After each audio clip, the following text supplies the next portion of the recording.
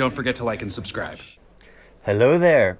All right, Cabinet of Curiosities, The Graveyard Rats. Now, this one is just absolutely creepy just because rats. I know someone who would, if they watch this, they would not be able to eat, sleep for weeks just because, you know, that's fear. This was very well done. Okay, the character, honestly, I liked him. They established him as... he's a grave robber, all right?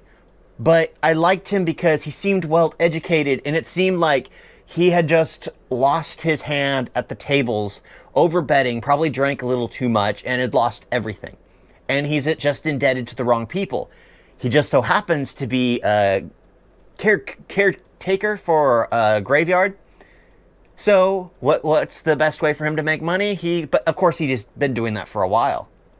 He does that for a while. He robs the graves of the people who get incarcerated, interned there.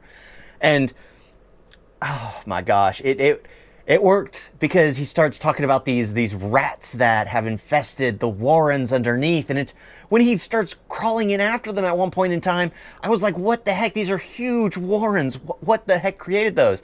I almost thought it was going to go kind of the Rat King vibe. You know, if Game of Thrones, where they tell the tale of the Rat King, someone who killed someone in their own home, and I thought it was going to go, honestly, I would have been okay if that went that route. But it went a different, because I don't like how it's always demonic, because he finds the black church, because he knows there was a black church underneath the graveyard somewhere, and he stumbles across it. And I'm like, well, they're doing devil worship again, of course. Just try something new. But I liked it because it was creepy. Even though you could see things a mile away going to happen, it still was creepy and scary that it happened.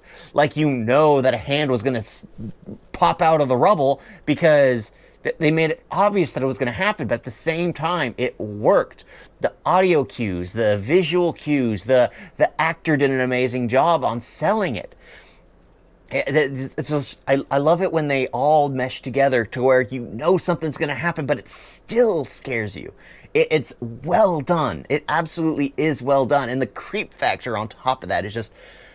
I can't praise this one enough. I like how this one doesn't have me asking questions as to why this happened, why this happened, why this happened. It didn't.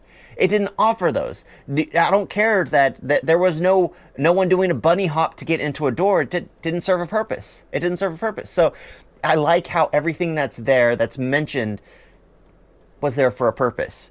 We didn't need to see his backstory and how he lost on a card game. We don't need to see that he's been doing this for a long time. They established that he has a relationship with, what's it called? Mortician.